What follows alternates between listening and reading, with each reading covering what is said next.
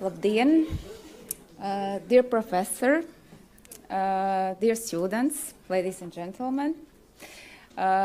First of all, I would like to say that we are here in a special event. And there are several reasons for saying that. First is that we are very happy to receive Professor Marta Dyczok from Canada. And we are very thankful to the Embassy of Canada in Latvia or in Baltic states for this reason. Second, why I think it's very special is the topic of the lecture, because last year was a year where we all were a little bit shocked, or there was a break in our illusions about how the process of democratization in the global world is going on. In some way, we had to learn about those old problems, disagreements, conflicting situations, places, conflicting views and standpoints that are all appearing in surrounding information world around us.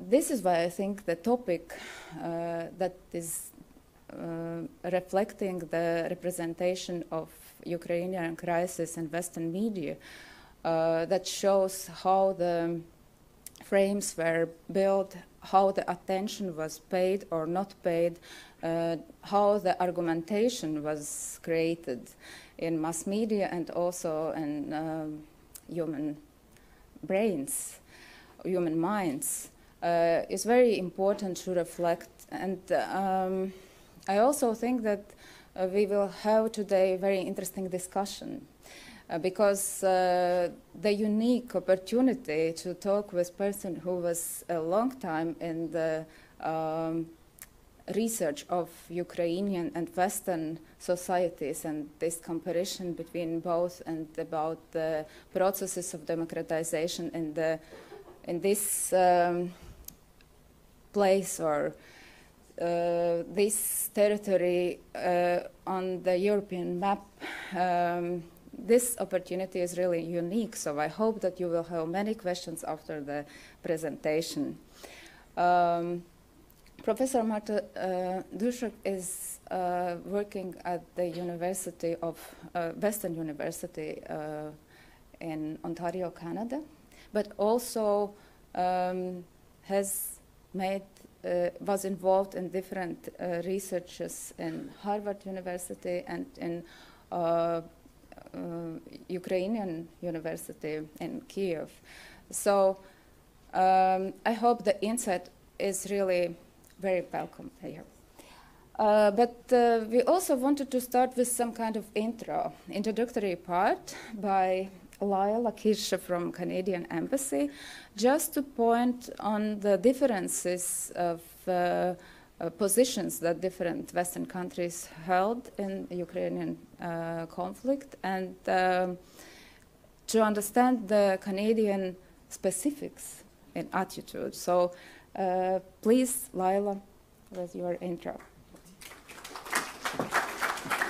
Thank you, Yova. Professors, dear students, dear guests, on behalf of the Embassy of Canada, I'm happy to welcome Dr. Marta Dičok. We are honored actually to organize a lecture and discussion with you, Marta, today. She is one of the most prominent Canadian scholars on Ukrainian politics, so we are happy to have you here today. Why we are talking about Ukraine today? It's because Ukraine, as you know, has been one of the hottest topics on foreign policy agendas for many countries, including Canada. However, as some of you may know, Canadians have just elected a new government, and yesterday it was sworn in. So of course, it's too early to say what the government's priorities will be. However, previously, since the crisis in Ukraine erupted, Canada's commitment to Ukrainian territorial integrity and democracy has been firm. In addition, Canada has been a strong supporter of the free will of the Ukrainian people to decide upon their own future, and it's not deniable. This is why we have invited Marta today to share her expertise by addressing media portrayal, specifically of the crisis in Ukraine. By the way, those who are interested in learning more about the role of media shaping in public opinion are welcome to listen to the discussion led by Marta this Saturday, November 7, at the Riga Conference. The Riga Conference is a high-level annual security and foreign policy forum held in Riga. So this discussion will be broadcasted live through the Riga Conference homepage. If you type in Google, you will find it, so you're welcome to listen to it. And finally, if you are interested in other activities and events organized by the Embassy of Canada, you can find us on Twitter. Our Twitter name is @Canada Latvia, or for French speakers, @Canada Lettonie. And there we post lots of information about our events and about interesting facts of Canada. Thank you very much, and I give the floor to Marta.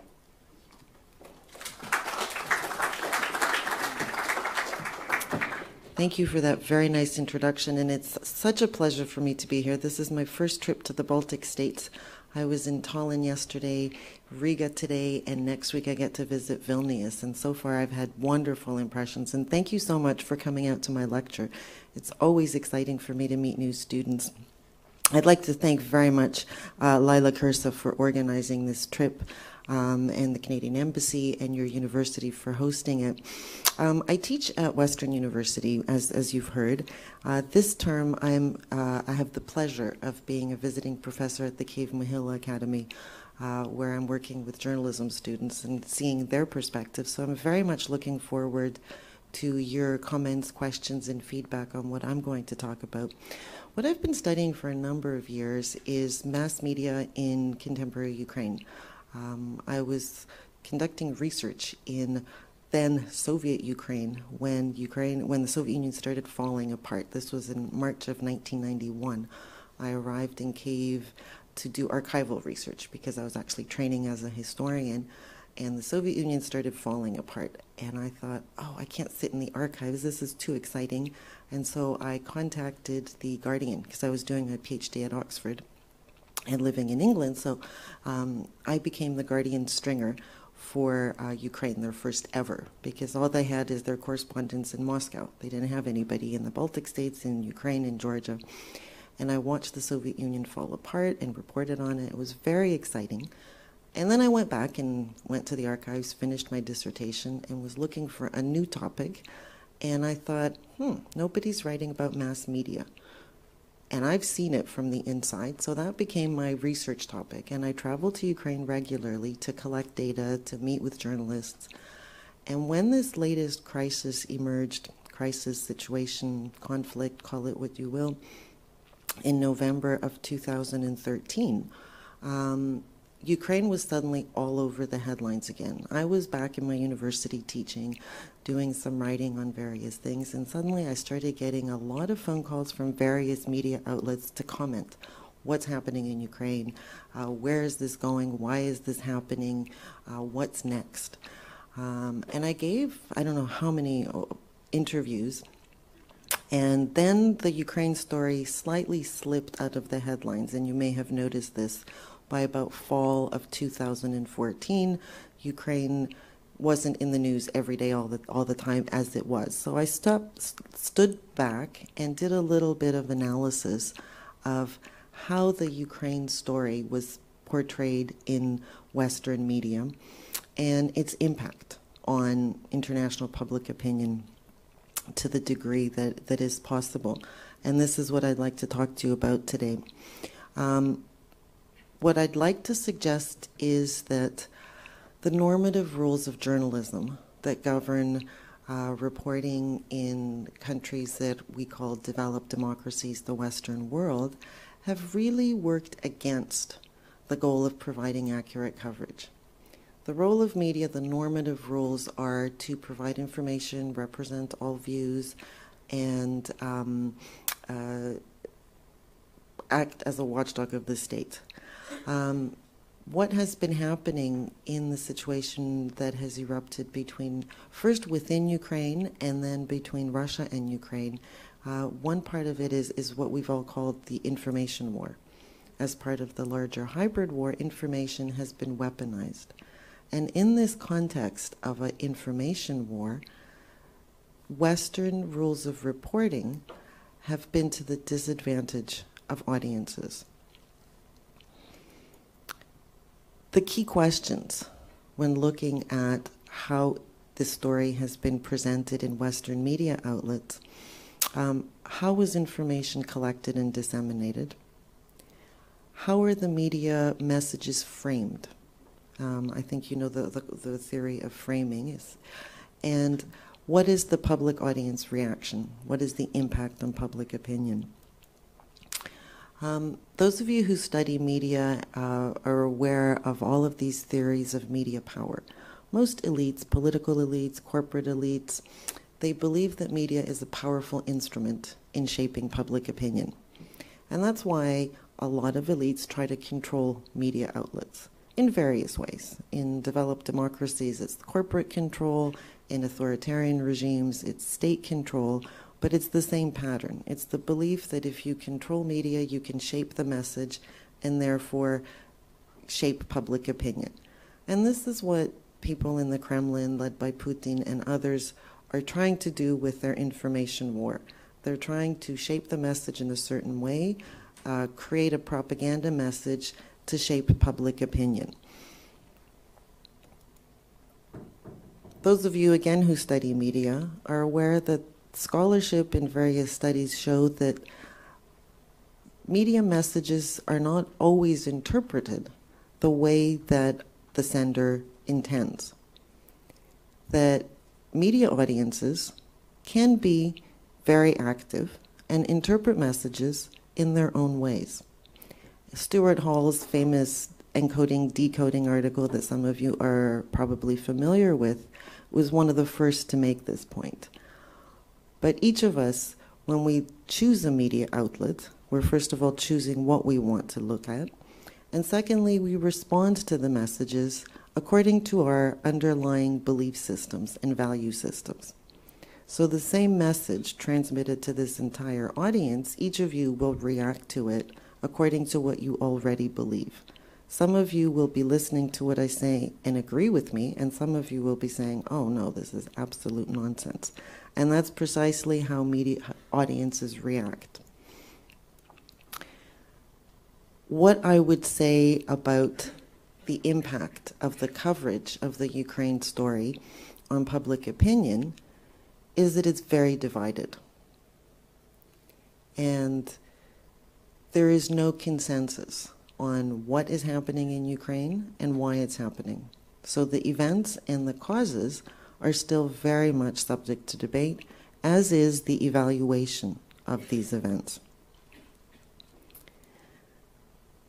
Why is this the case? Partly because audiences are different, but I would like to point out to three other reasons. The first is the political economy of the global media system. We live in a 24/7 news cycle, and we live in a world where most media is owned by large international corporations.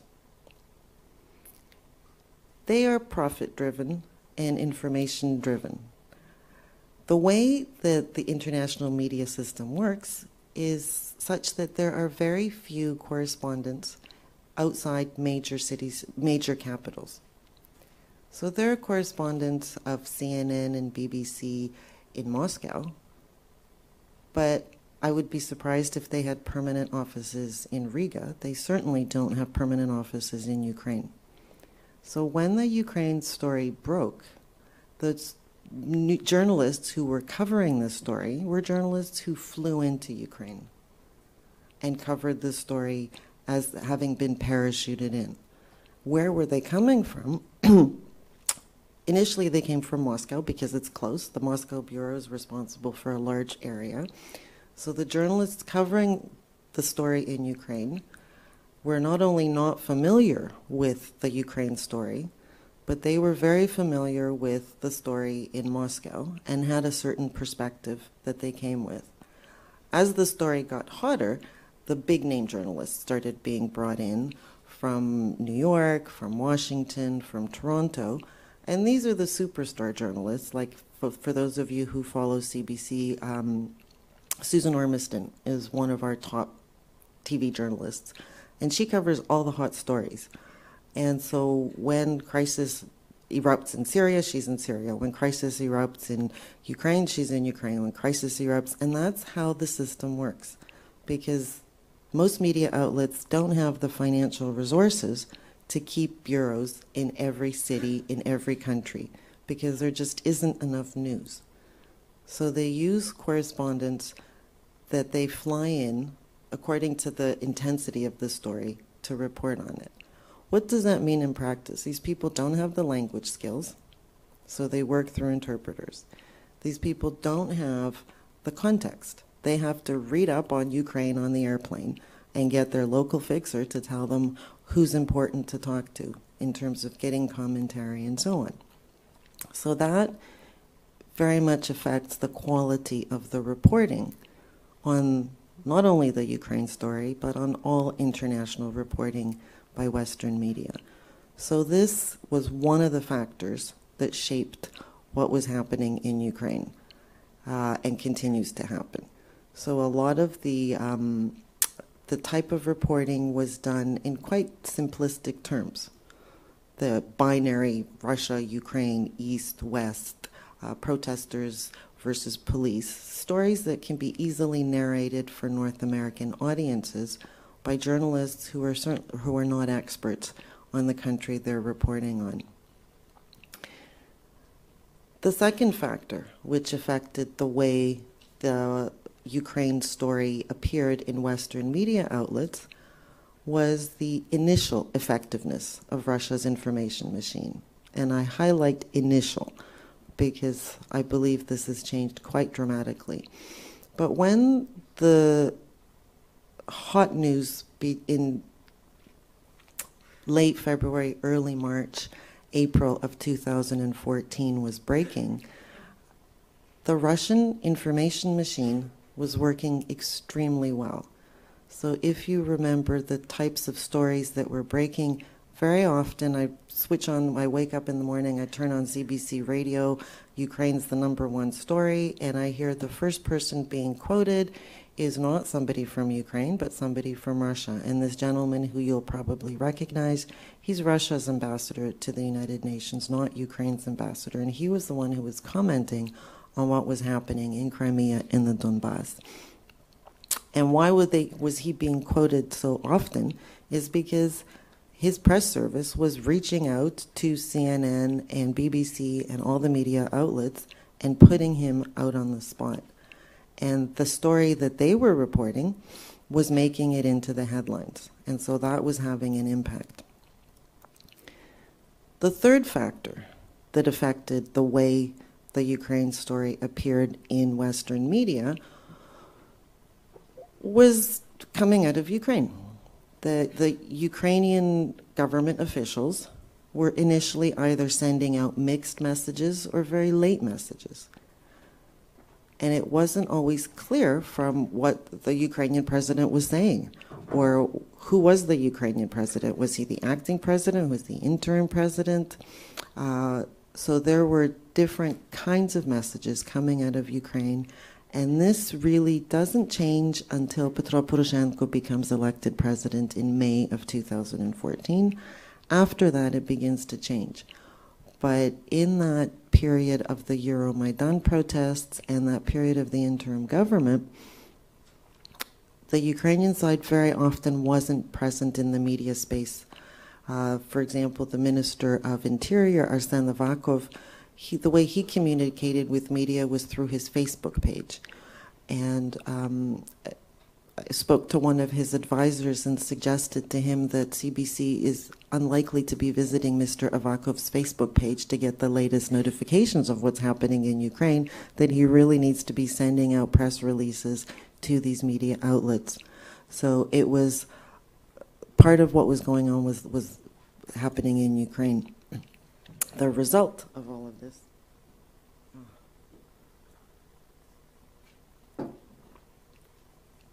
The result was there were competing narratives that were appearing in Western media outlets.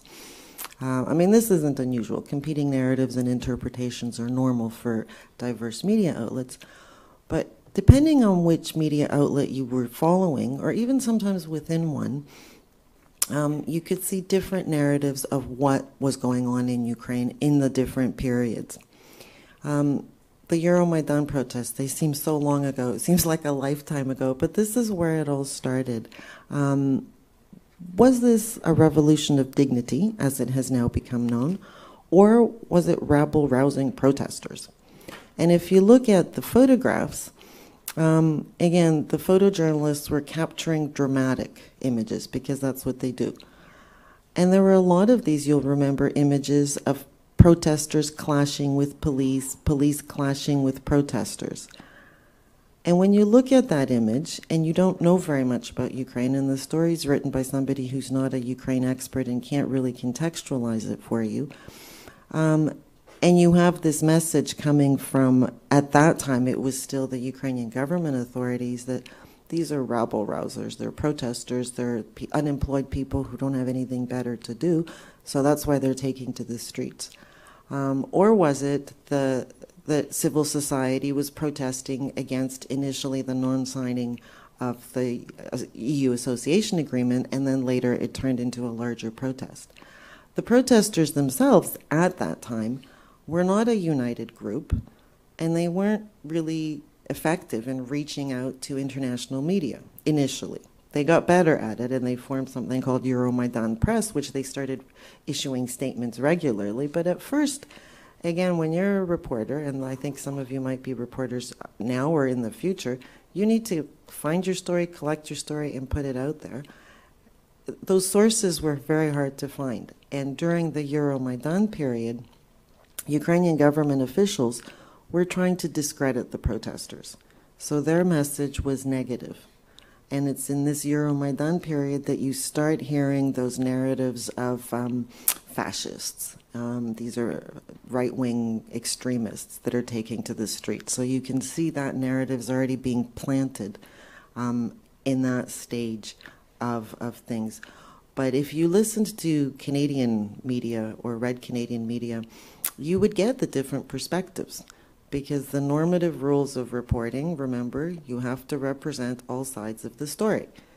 So I remember this one, it was The Current on CBC. They were doing a show on the Euromaidan protests, and they had me, and then they had somebody from the Ukrainian government saying precisely that these are just unemployed people who have nothing better to do, and they're just causing trouble, and the students that are there, they should be in class. Why are they skipping class and not studying and you know, causing trouble on the streets?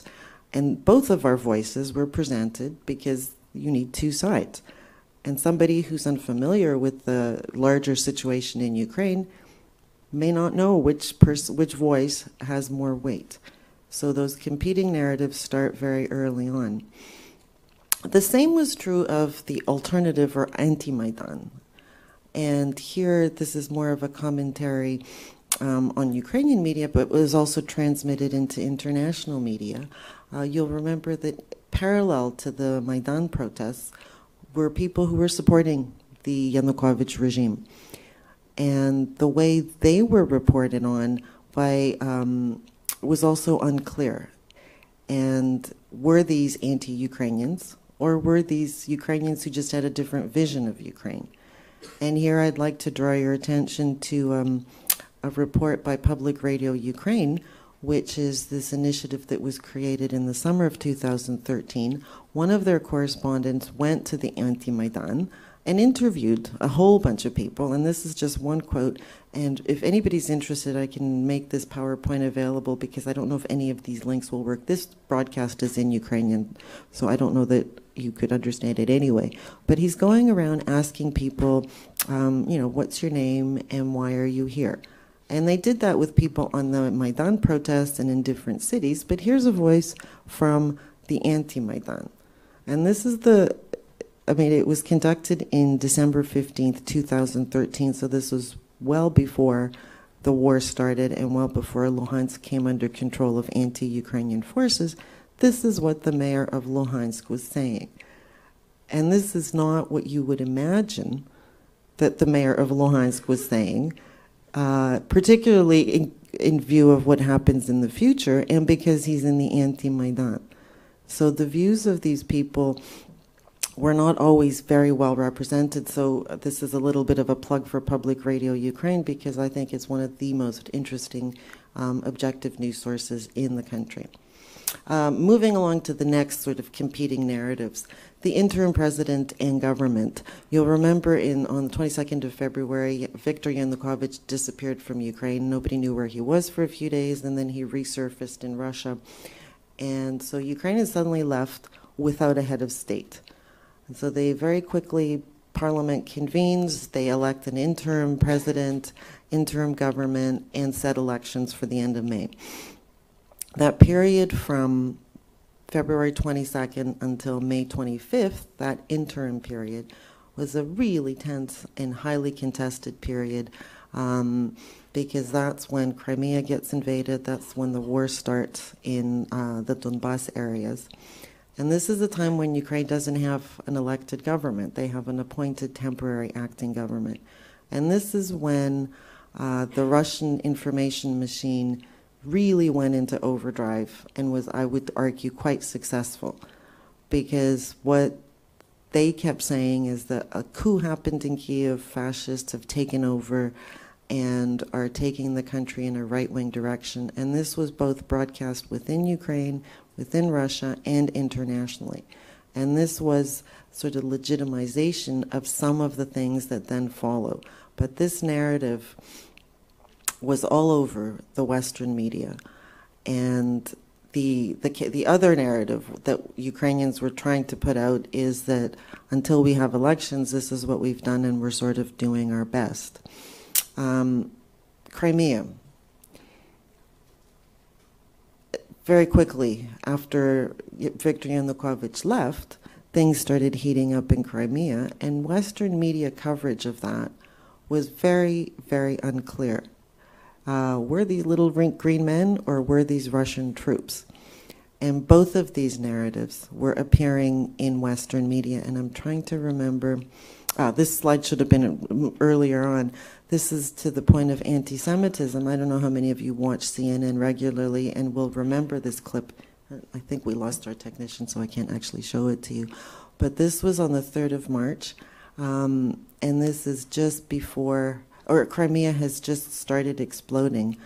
And some of you might recognize the gentleman on the left. Oops, my left, your left.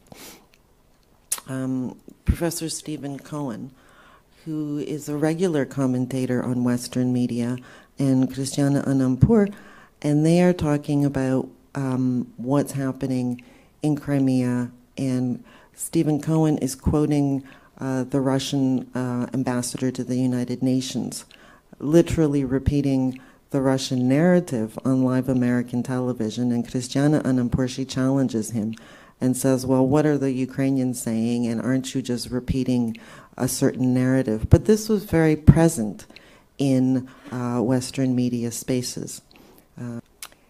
Another example of sort of unclear reporting is the report that I will be able to show you. This is from March the 4th on BBC. Some of you may have seen this report. This is when these heavily armed men are taking over government. They've already taken over the government office, the parliament office. They're just starting to take over military bases. And the bottom photograph, that's Colonel Mamshur, who's a Ukrainian colonel. He was the commander of the Belbek Air Base. And he leads his men to confront these. And you'll see they're unarmed. They're just carrying flags and cell phones. And the reporting on BBC was not entirely clear. Let's see. The third thing, the competing narratives was what was happening, what is happening in the Donbas. And this two narratives that are quite different continue to appear. Some people continue to refer to what's happening in the Donbass as a civil war, while others are calling it a Russian-led hybrid war.